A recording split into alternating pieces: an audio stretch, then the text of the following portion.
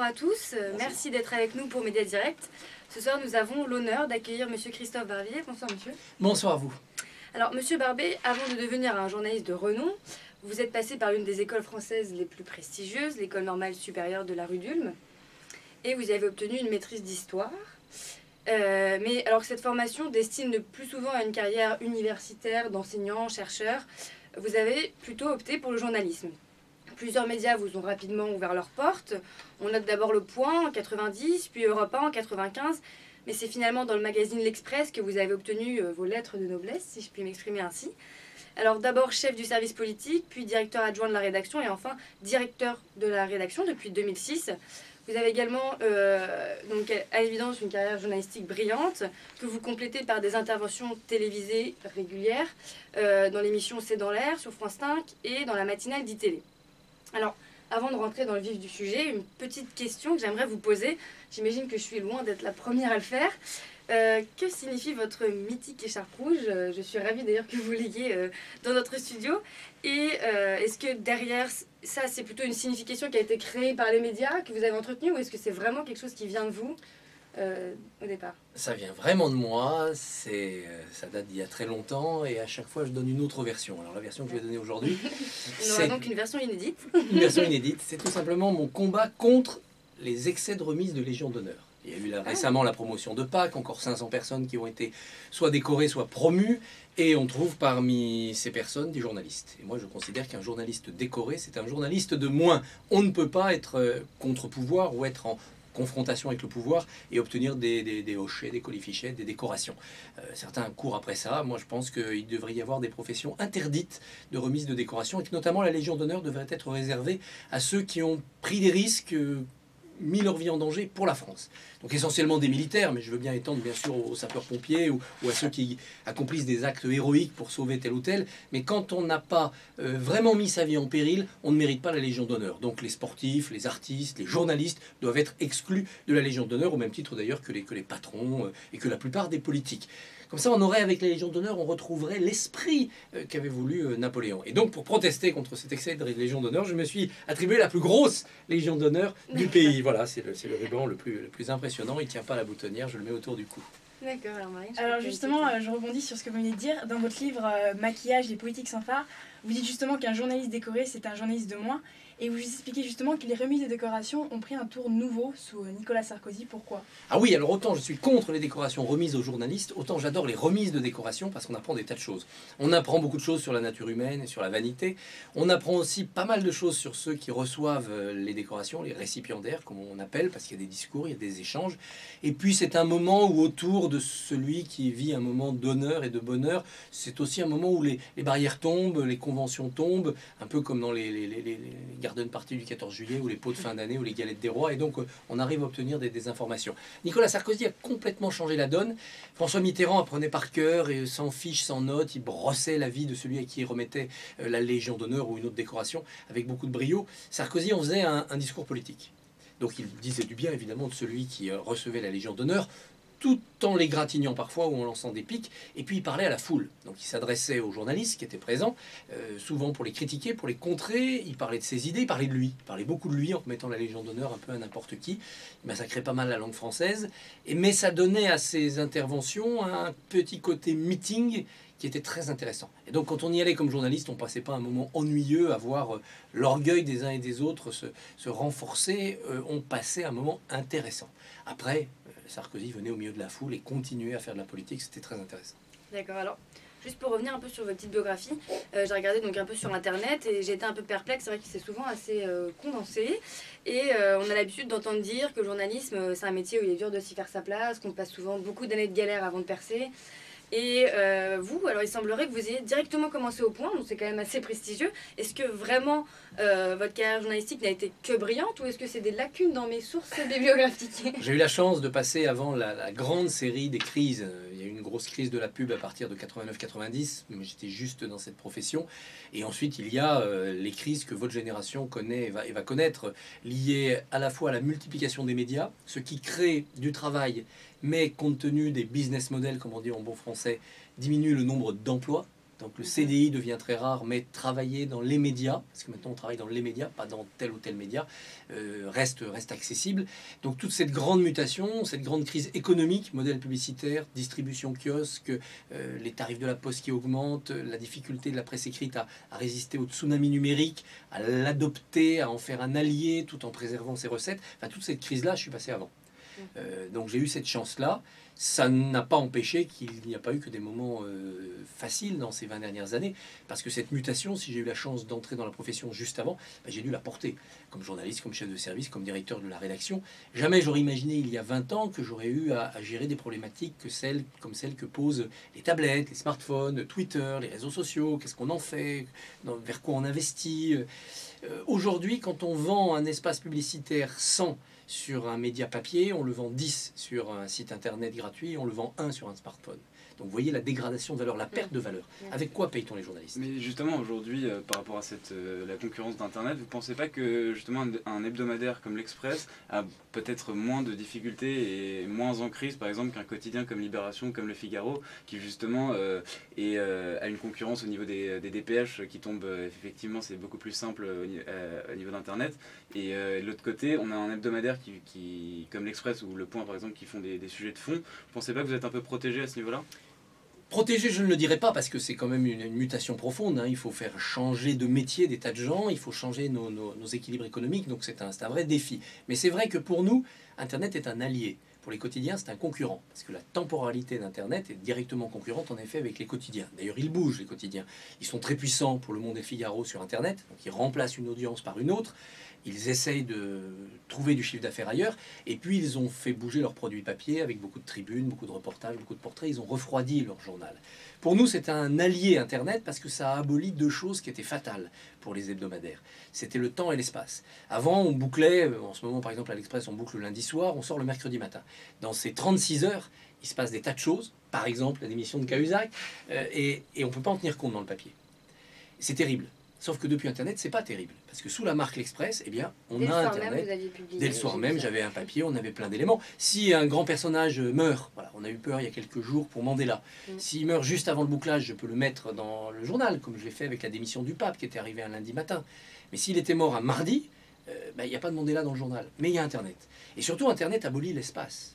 Parce qu'un journal, c'est peu de pages, finalement. Donc si j'ai le rapport secret de la banque suisse sur Cahuzac en 800 pages, je peux le mettre intégralement sur Internet. Bon, je sélectionnerai des extraits, je ferai un papier autour. Je ne vais pas jeter ça comme ça en pâture. Mais si quelqu'un veut télécharger l'intégralité du rapport, je pourrais lui donner. Le papier interdisait cela. Donc c'est un formidable ami, allié, Internet. Mais quel défi! Parce que les journalistes doivent travailler multimédia, décider, c'est pour le papier, c'est pour le net, c'est pour les deux. Et donc la fonction du news se déplace. Et donc le 15 mai, vous aurez une nouvelle formule de l'Express qui va tenir compte du fait que sous la marque L'Express, on a tous les tempi des médias, du plus chaud, Internet, au tiède, l'hebdo, au froid, on a des mensuels, des trimestriels, des hors-séries sous la marque L'Express, jusqu'au très froid, on a des livres édités par la maison d'édition L'Express. Et donc sur toute cette gamme, on joue avec tout ce que l'on peut produire comme information et comme réflexion. C'est très compliqué à mettre en place, c'est très excitant, et on espère que le 15 mai, on fera une nouvelle formule qui va séduire les lecteurs, parce qu'on sera beaucoup plus dans l'approfondissement. On sera beaucoup plus dans l'actualité que l'on crée, les scoops, les affirmations éditoriales, les grands dossiers d'enquête qui balayent et qui creusent en profondeur les sujets, et qu'on pourra se libérer un peu de ce suivi de l'actu que l'on fait maintenant sur Internet. D'accord, mais en tout cas, les étudiants de Sciences Po seront donc prévenus le 15 mai. Nous suivrons ça. Alors justement sur le contenu. Oui, donc Christophe Orbier, on disait que vous aviez choisi d'être journaliste à votre sortie de l'ENS. Est-ce que pour vous c'est un moyen justement de retrouver une idée de pédagogie derrière le métier de journaliste, justement dans l'explication des sujets à vos lecteurs? J'ai choisi en fait plutôt d'être journaliste. Quand j'étais en classe de première, j'avais d'abord une passion comme matière scolaire pour l'histoire contemporaine, la plus contemporaine possible. Avant 1914, ça m'intéressait moins. Avant 1789, ça m'ennuyait ferme. Et puis je voulais vivre en écrivant. Donc soit être écrivain, ce qui est donné à peu de gens, soit aller vers le journalisme, qui était donc une manière de vivre de sa plume. Je suis allé en classe prépa littéraire pour ça. J'ignorais tout de Normal Sup en entrant en Hippocane. J'ai découvert le concours dans ma première semaine de présence en Hippocane. J'ai eu la chance de réussir Normal Sup, mais tout de suite je voulais revenir au journalisme en allant ni vers la filière de l'agrégation et l'université, ni, comme faisaient beaucoup de mes camarades, dont mon camarade Frédéric Mion, Sciences Po Léna. Je voulais vraiment revenir vers le journalisme. J'y suis arrivé par le master média de l'ESCP, en apprenant au passage des rudiments de gestion des médias, qui me sont très précieux depuis quelques années. Mais vraiment, vraiment, je voulais retourner vers ce journalisme. Pas pour la pédagogie, au sens classique scolaire du terme. Ça, c'est le travail des historiens, des savants, de ceux qui peuvent travailler sur des savoirs définitifs. Le journaliste ne travaille pas un savoir définitif. Il ne sculpte pas du marbre, il modèle de la glaise. Et moi, j'aime avoir les mains dans la glaise de l'histoire en train de se faire. Regardez la période que nous vivons, c'est fabuleux. Depuis la présidentielle de 2012, sans remonter plus haut, tous les chambardements que nous avons vécus jusqu'au plus récent avec cette incroyable affaire Cahuzac. Vivre ça en direct, essayer de donner un sens, d'ouvrir des pistes, de tracer des hypothèses. 99 seront fausses, la 100e sera peut-être la bonne. Pouvoir se retourner de temps en temps pour faire ce tri, ça c'est un plaisir chaque jour renouvelé, c'est un métier sans ennui, sans routine. Alors, comme on l'avait dit tout à l'heure, vous avez publié un livre en 2012 intitulé Maquillage, les politiques sans phare, et dans lequel en fait vous décrivez les coulisses justement du pouvoir, les personnalités que vous avez interviewées et que vous pouvez voir finalement sans phare et finalement dans la réalité. Et finalement, est-ce que on peut faire confiance aux politiques si finalement tout n'est pas un jeu théâtral? Justement, vous citez Macbeth au début de votre livre. Si finalement tout ça n'est pas un jeu, alors comment les croire finalement? Tout n'est pas qu'un jeu. Tout n'est pas que théâtre dans la politique. Il y a beaucoup de théâtre, encore plus depuis que la télévision est un instrument majeur de la conquête et de l'exercice du pouvoir. Il y a beaucoup de littérature, et c'est différent du théâtre. Parce que la littérature, c'est participer à l'écriture du grand roman national, ça reste, ce n'est pas éphémère. Et puis il y a un socle de sincérité. Ce sont les convictions des hommes politiques, c'est leur dévouement, ce qui passe beaucoup de temps, c'est un métier de chien, et puis c'est parfois leur réussite. La triple crise que nous vivons aujourd'hui, c'est que sur la réussite, tous les politiques sont en échec depuis 40 ans. La crise économique est plus forte que toutes les classes d'hommes et de femmes politiques qui se sont succédées. Sur le dévouement, les affaires ont, par l'écho médiatique qui leur est donné, complètement obscurci le dévouement de ceux qui sont dévoués. Donc on ne retient que les crapules en quelque sorte, et jamais ceux qui sont dans l'altruisme le plus total. On retiendra donc très bien M. Cahuzac. Ben voilà. Et il prend la suite d'une très très très longue ronde. Mais à chaque fois, bien sûr, le méchant efface tous les gentils. La prochaine fois qu'un politique sera accusé par tel ou tel média, on le pensera coupable d'abord, parce qu'il y aurait eu la jurisprudence Cahuzac. On le pensera menteur. Donc il va falloir remonter la pente d'une manière encore plus difficile qu'avant. Quand il n'y avait pas la télé, quand il n'y avait pas la trace qu'on peut avoir aujourd'hui dans les médias audiovisuels ou sur Internet, c'était plus facile de faire oublier. Mitterrand, l'affaire de l'Observatoire, scandale monumental, oublié. Pas d'image, pas de son, pas d'archives, pas d'Internet. On lève son immunité parlementaire et puis ça passe à la trappe. L'affaire du sang contaminé pour Fabius, totalement innocent, pas oublié. Et évidemment, des affaires comme Cahuzac ou d'autres affaires d'argent, ça laissera des traces. Et puis la troisième crise, c'est celle des convictions. Les politiques sont paumés, on n'est plus autant des idéologies bloc contre bloc, donc tout le monde doute de ce qu'il est, de ce qu'il pense, les électeurs sont volatiles, et les hommes et les femmes politiques sont évidemment beaucoup moins arc-boutés sur des convictions et peuvent moins les faire partager. D'accord, alors on va continuer un peu sur... approfondir sur votre vision de la politique et de la situation française actuelle. Alors finalement, lors de son intervention télévisée le 28 mars dernier, François Hollande on lui a reproché finalement de sortir une boîte à outils et finalement de manquer de pédagogie. Alors on voulait savoir qu'est-ce que vous pensiez sur le fond de cette intervention. Je l'avais noté, parce que ça aussi dans le jeu médiatique, on nous demande des raccourcis, à 12 sur 20. C'est une intervention qui avait plusieurs qualités. Première qualité, il a fait le tour de tous les sujets. C'était pas gagné puisqu'on nous annonçait 45 minutes. Bon, il a fait 1h30, heureusement, il fallait ça pour le tour de tous les sujets. Ça, c'est d'ailleurs aussi une erreur. On n'annonce pas 45 minutes quand on sait qu'on va faire 1h30. Parce qu'on ne gère pas le souffle de la même manière. Deuxième qualité, il s'est adressé à son cœur d'électorat, celui que l'on retrouve aujourd'hui dans ses sondages les plus bas, c'est-à-dire son électorat du premier tour. Il est à 27-28 dans les pires sondages, il était à un peu plus de 28 au soir du premier tour. Donc il s'adressait vraiment à ce dernier carré des socialistes pour les conforter. Troisième qualité, la clarté d'explication de la situation par le président de la République. Mais ça, c'est pas un travail de président de la République, c'est un travail de Premier ministre. Et ça nous amène donc au défaut de cette émission et de ce quinquennat. François Hollande a cru que l'hyperprésidence, c'était le caractère de Nicolas Sarkozy. Et il s'est rendu compte assez vite à l'été 2012 que l'hyperprésidence, c'était la nature du quinquennat. On demande au président d'être à la fois comme De Gaulle, comme s'il avait un septennat, faire le Mali, faire la géopolitique, redonner confiance un peu, redonner confiance, redonner de la hauteur de vue, mais comme le Premier ministre. C'est-à-dire tous les problèmes techniques, la taxe à 75%, la TVA, les rythmes scolaires, à quel âge on va à l'école, le président doit répondre. Quand il va à Grenoble en septembre et que la dame lui dit « j'ai voté pour vous, il faut que vous veniez nous voir » et qu'un élu socialiste a cette phrase « les Français veulent parler au directeur », c'est ça.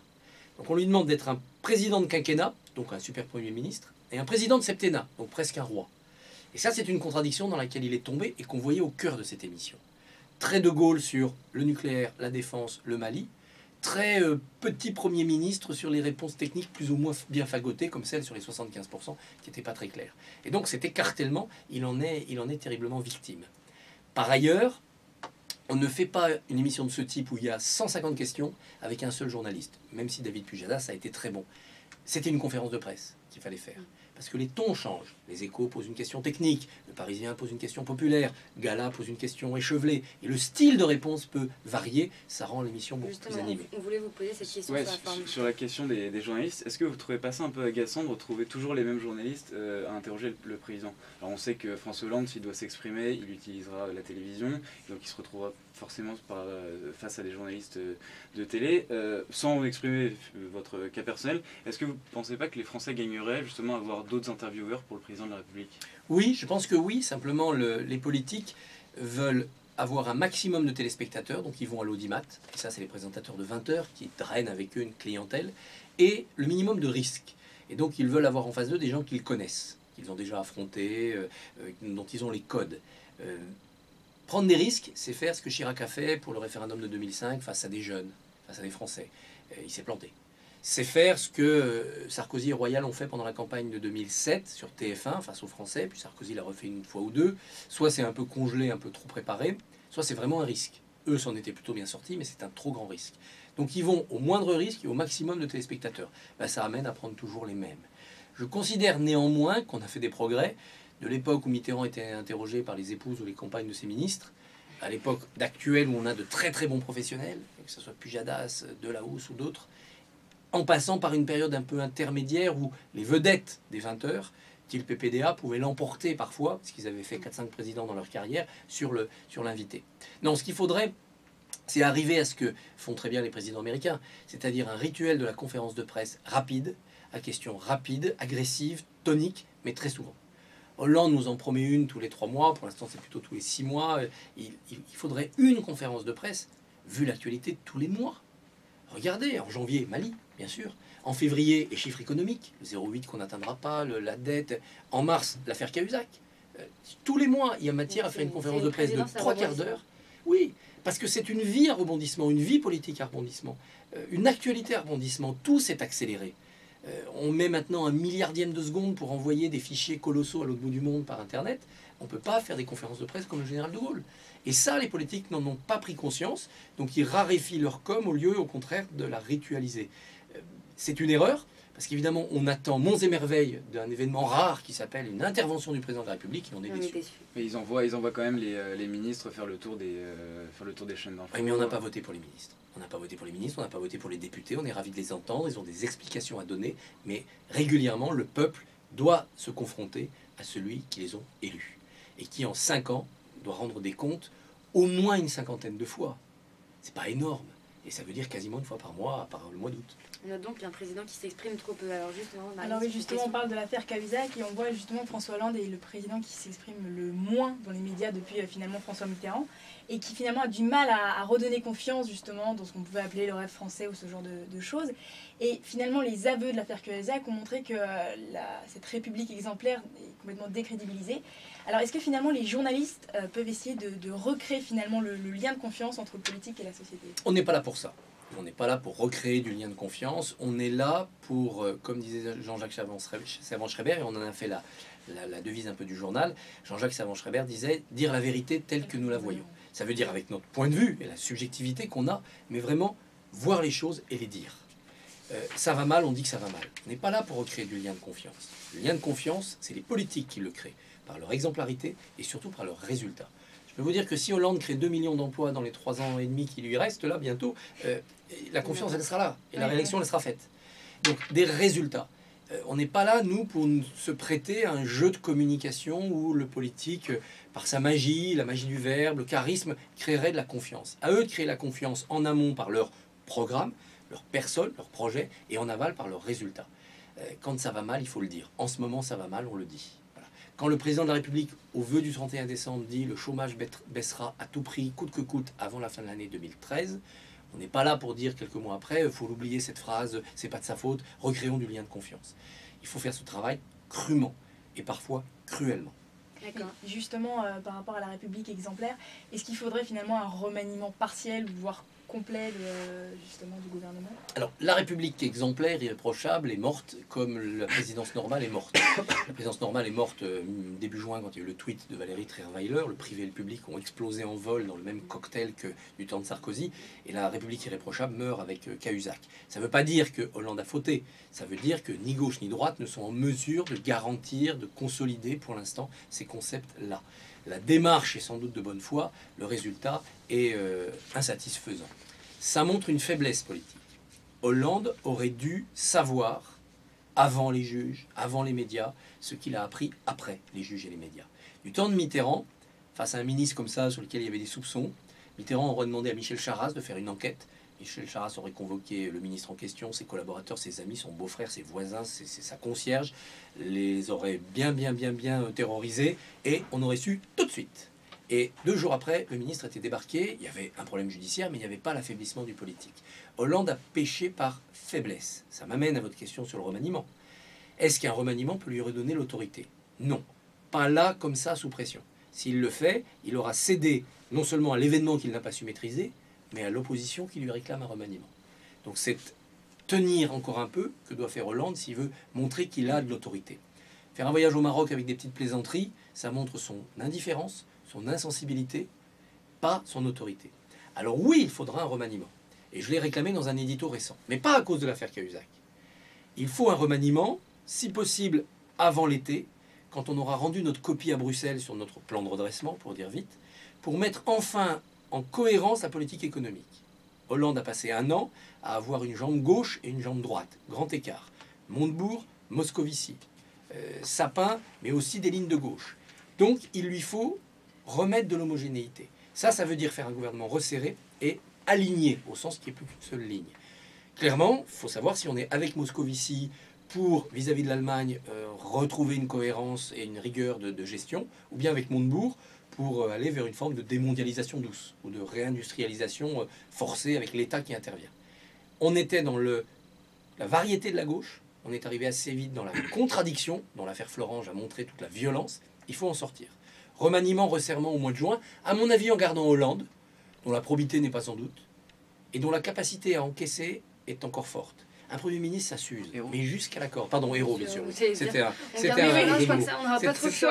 lapsus. Non, mais le lapsus est intéressant parce que dans l'opinion, maintenant, on commence à venir l'impression, va-t-il tenir? Peut-il tenir 5 ans comme ça? C'était presque ça, Marine Le Pen qui disait que bon, c'était fini, il fallait fallait dégager tout le monde maintenant. Alors je reprends sur le bon héros. Héros, comme tout Premier ministre, doit s'user jusqu'à la corde. Mais vraiment jusqu'à la corde. Raffarin, à la canicule de 2003, avec les problèmes de budget qui ont suivi, il était carbonisé.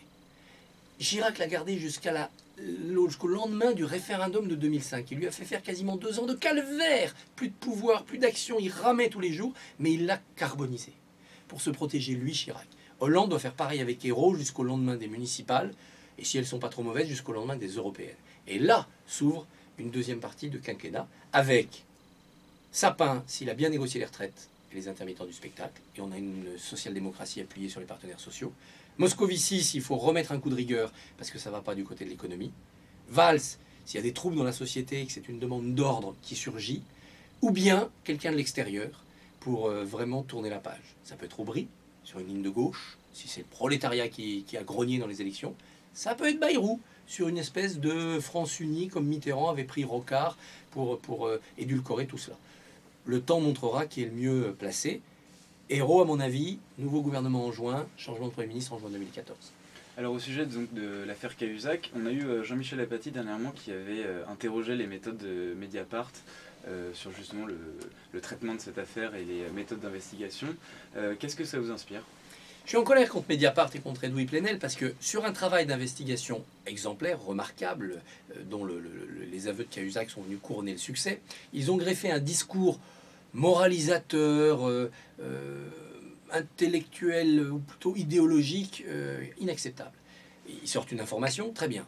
Une bande enregistrée, très bien. Et après, leur discours, c'était un peu tous ceux qui ne nous croient pas sont complices. Des voleurs, des menteurs, sont couchés devant le pouvoir, c'est de la presse vendue, c'est de la presse dépendante. Non, je sais bien qu'ils sont en recherche d'abonnés, je sais bien que bon.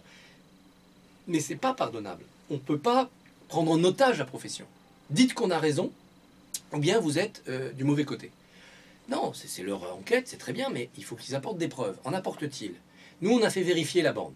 On a abouti début janvier à la conviction que la bande était intègre, c'est-à-dire qu'elle n'avait pas été trafiquée, mais que la voix ne pouvait pas être garantie comme celle de Cahuzac. Exactement ce que la police scientifique a dit quelques semaines après. On a fait notre travail au du mieux qu'on a pu de vérification. Je n'ai pas à m'engager, moi, à apporter ma caution à Mediapart. Mais on est pris en otage. Si on ne dit pas Mediapart a raison, on dit Cahuzac est innocent. Non, ni l'un ni l'autre, c'est une enquête, c'est un débat. Voilà, ben, très bien. Au bout du compte, on sait que c'est Mediapart qui avait raison, mais j'ai trouvé que les leçons données par Edoui Plenel tout au long de cette affaire n'étaient bonnes ni pour lui, ni pour l'image du journalisme indépendant. Parce que oui, c'est comme s'il jouait un petit peu sur le côté, nous on est le journalisme d'investigation qui est du côté des citoyens, et vous êtes de l'autre côté un journalisme traditionnel. De connivence. Ouais, c'est ça, de collusion. Eh bien c'est faux. C'est faux. Dans l'affaire DSK, j'ai pas l'impression que l'Express a été dans la connivence. Dans l'affaire Tapi, on a encore fait la une récemment, on n'est pas dans la connivence. On n'est ni contre ni pour, on est simplement du côté des faits. Dans l'affaire Cahuzac, Mediapart, on n'était ni d'un côté ni de l'autre. On a vérifié ce qu'on a pu et on a apporté les informations que l'on avait. Justement, en termes de journalisme, quand vous faites des unes un peu choc sur Bernard Tapie, DSK ou des choses comme ça, est-ce que vous voyez quand même pas ça plutôt comme un moyen médiatique, voire économique, de faire le buzz avec la une? Après, même s'il y a des lecteurs habitués ou avisés qui vont ensuite lire le fond, est-ce que ça représente vraiment votre politique journalistique, ou est-ce que bon, c'est un peu la façade pour que ça se voit dans le kiosque? L'actualité, ça ne se suit plus. Pendant 20 ans, 30 ans, les hebdomadaires ont suivi l'actualité parce que les Français n'avaient pas beaucoup de médias d'information à leur disposition. Ils avaient besoin d'un résumé, d'un round-up hebdomadaire de l'actualité. Maintenant, avec Internet, les chaînes d'infos, tous les médias, on n'a plus besoin de ça. On est informé, on sait. On ne comprend pas toujours. Donc la fonction de l'hebdo, c'est de mettre du sens. Et la fonction de l'hebdo, ça va être de précéder l'actualité. Attention, il y a des élections aux États-Unis, voilà les enjeux. Ou de créer l'actualité. Et là, on a les scoops. On a les informations choc. Ce qu'on ne vous a pas dit ailleurs. Ce que vous ne savez pas encore, on vous l'apporte. C'est ça qu'il faut préserver. Le choc, ça peut être aussi une prise de position éditoriale. On doit être engagé. Pas partisan, ni droite ni gauche. Il n'y a pas de vérité dans aucun parti. Mais engagé. On est pour la guerre au Mali ou on est contre. Ça ne veut pas dire qu'on va soutenir Hollande sur la réforme des retraites ou sur la réforme de l'école. Engagé, non partisan, créer l'actualité, la précéder, jamais la suivre. On va fêter nos 60 ans à l'Express au mois de mai. 60 ans. Le premier numéro, c'était un supplément des Échos, qui était un supplément très intellectuel et qui balayait tout ce qui s'était passé dans la semaine, au niveau international notamment, pour essayer de donner du sens, de l'interpréter, de l'éditorialiser. Que de chemin depuis. Et donc justement sur l'Express, c'est un journal un peu à l'image du Point avec François-Olivier Gisbert, qui est extrêmement personnifié autour de la figure de son directeur, donc c'est-à-dire vous. Est-ce que c'est pas un petit peu pesant parfois justement d'engager sa réputation politico-médiatique sur chacun des sujets que vous développez? Vous parlez d'une prise de position, est-ce qu'on n'a pas l'impression que c'est la prise de position de M. Barbier et non pas de l'Express? Alors la ligne éditoriale d'un journal, c'est la ligne du directeur de la rédaction. Mais un directeur de la rédaction ne fait pas ça dans son coin tout seul de manière totalement égoïste. J'écoute mes rédacteurs en chef, je discute avec ma rédaction et je sais ce que j'affirme et la distance que je peux avoir avec ma rédaction sur certains points. Quand je fais un édito où je prends position pour le mariage pour tous, pour la PMA, pour la GPA, je suis beaucoup plus à gauche que ma rédaction. Quand je fais un édito contre le matraquage fiscal, je suis beaucoup plus à droite que le centre de gravité de ma rédaction. On a un peu du mal à saisir... Mais ça, c'est l'indépendance d'esprit. Oui, mais je suis ni UMP ni PS. Sur le mariage pour tous, je suis d'évidence en désaccord avec la majorité de l'UMP. Sur la fiscalité, je suis d'évidence en désaccord avec la majorité du PS. Mais c'est ce que je pense, juste, dans une fidélité aux valeurs de l'Express. Et les valeurs de l'Express, c'est le libéralisme tocquevillien. C'est le libéralisme économique, mais pas l'ultralibéralisme. C'est l'Europe. Je suis beaucoup plus europhile qu'une bonne partie de ma rédaction. C'est la liberté de penser. C'est aussi le féminisme, l'engagement pour la cause des femmes, ce qui peut amener parfois à critiquer certains féministes ou certains féminismes intégristes. Bien défendre les femmes, c'est parfois dire que les féministes ont tort. Je suis pour la protection de l'environnement, ce qui peut amener à critiquer les écolos, qui ne sont pas toujours les meilleurs prophètes de la protection de l'environnement. Et ça, c'est le corpus de valeurs hérité de Jean-Jacques Servan-Schreiber et des fondateurs de l'Express. Parfois, je suis en désaccord avec ma rédaction. Elle me houspille, elle m'interpelle, je l'assume complètement. Je peux être en désaccord avec mes lecteurs, sur le mariage pour tous, par exemple. J'ai reçu beaucoup de courriers. Mais si on n'a pas cette incarnation d'une pensée ferme, si on essaye de faire des textes qui attrapent tout le monde, qui déplaisent à personne, c'est plus un journal, c'est un mollusque. Par ailleurs, c'est vrai que maintenant, pour qu'un journal parle à ses lecteurs, il faut qu'il existe dans l'audiovisuel, il faut qu'il ait un visage, il faut qu'il ait un nom. On ne peut plus diriger un journal quotidien ou hebdo sans aller à la télévision, sans aller dans les radios, sans exister sur Internet, sans être soi-même multimédia. C'est fatigant, c'est passionnant, c'est excitant, parce que moi j'aime beaucoup ça. Ça permet là encore de lutter contre le temps. 50 sujets d'édito par semaine, un seul dans le journal, 49 autres sur Internet ou à la télé. C'est aussi une manière de combattre la concurrence et de montrer nos aspérités par rapport au Point ou à l'Obs, ou parfois nos convergences ou nos solidarités. C'est une manière d'être dans la vie citoyenne, dans cette grande agora. Donc c'est très très bien comme ça. Mais c'est vrai qu'on ne peut plus le faire. Ce qu'il faut toujours se dire, c'est qu'on n'existe pas pour soi.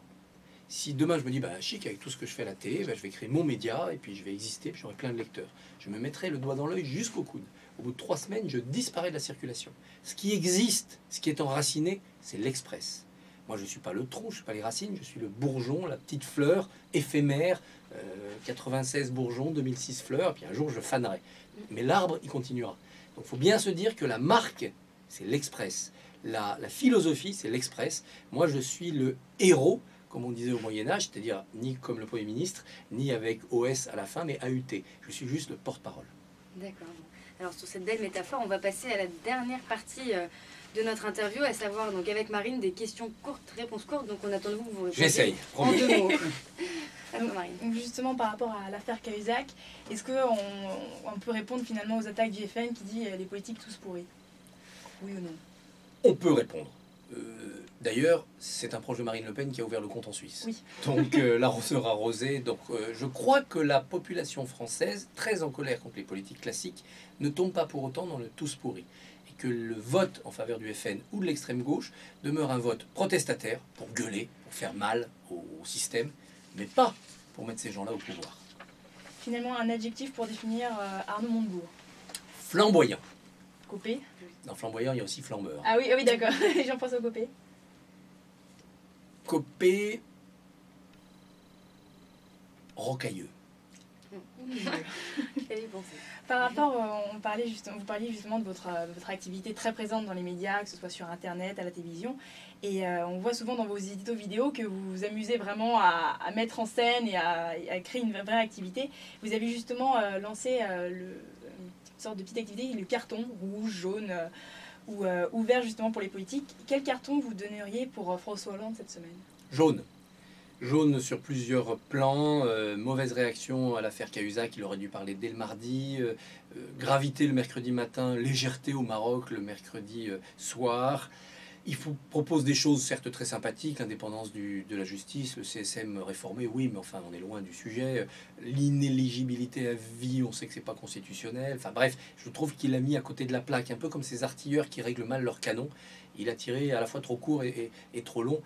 Sur ce sujet-là, c'est quand même très embêtant. Et pour Moscovici? Pour Pierre Moscovici, je mettrais un jaune aussi, mais pâle. C'est vrai que c'est embêtant pour lui d'être ciblé par Mediapart, mais je trouve qu'il se défend bien. Maintenant, Moscovici est une cible. Il a été proche de Strauss-Kahn, il est proche de Cahuzac, il est dans tous les mauvais coups, si j'ose dire. Il ne faudrait pas que l'on apprenne que quand il a diligenté sa demande fiscale en Suisse, sa demande d'assistance, il savait que reviendrait une sorte de blanc-seing qui lui permettrait d'aider son ami Cahuzac. Et qu'ils l'ont fait pour essayer d'arrêter l'affaire. Je ne le crois pas.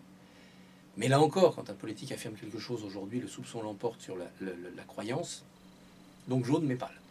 D'accord. Et aussi dans l'Express du 3 avril, dans votre éditorial papier, vous dites il faut aider à tout prix nos marchands de journaux. Donc si vous pouviez donner, faire justement une réforme, une mesure, ça serait quoi? Pour aider les marchands de journaux, je pense qu'il faudrait tout simplement trouver un moyen de maintenir leur existence physique, c'est-à-dire trouver des points de vente. Les prix de l'immobilier font que les beaux commerciaux sont inaccessibles aux marchands de journaux. Ça ne rapporte pas assez pour rester dans les centres-villes. Donc ça part dans des endroits où il y a moins de lecteurs. Donc je serais assez d'avis pour que, comme il y a des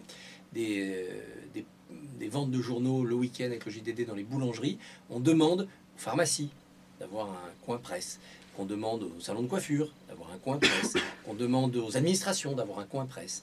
Alors pas tous la même presse. Peut-être que dans les salons de coiffure, il y aura un peu plus de presse people ou féminine, et dans la pharmacie, un peu plus de presse scientifique. Encore que, on peut faire des mélanges. Qu'on ait des points de presse variés mais limités, pas 800 titres à chaque fois, dans tous ces endroits où notre vie de citoyen se fait. On va dans des écoles, on va dans des pharmacies, on va dans des restaurants. Soit incité, en fait. Que la presse soit partout. La télévision est partout. Dans les cafés, il y a des télés. Dans les restaurants, il y a des télés. Parfois même dans les salles d'attente des médecins, il y a des télés. Pourquoi la presse ne serait pas partout? Mettons des journaux partout, avec des marchands de journaux qui ne géreront non plus un pauvre kiosque sur un carrefour, et toute une série de points de vente dans toutes ces boutiques, et c'est eux qui viendront changer les journaux, reprendre les anciens, gérer la vente. Faire des marchands de journaux, des gestionnaires. Oui, des gestionnaires de réseau. D'accord. Et alors, dernière question, on vous entend souvent parler de théâtre. Vous nous en parliez en arrivant. Voilà, vous nous en parliez en arrivant. Quelle signification vous donnez à votre rôle d'acteur, finalement, par rapport à tous les politiques que vous voyez? C'est une évasion, le théâtre, pour moi. Donc je ne veux pas être dans une confusion. Néanmoins, ça apprend beaucoup de techniques qui sont précieuses à la télévision, parce qu'on est aussi face à une caméra un peu dans ce registre-là, techniquement parlant. Et puis face à un politique, quand je l'interviewe, c'est pas moi qui parle, je suis pas là pour donner mes idées.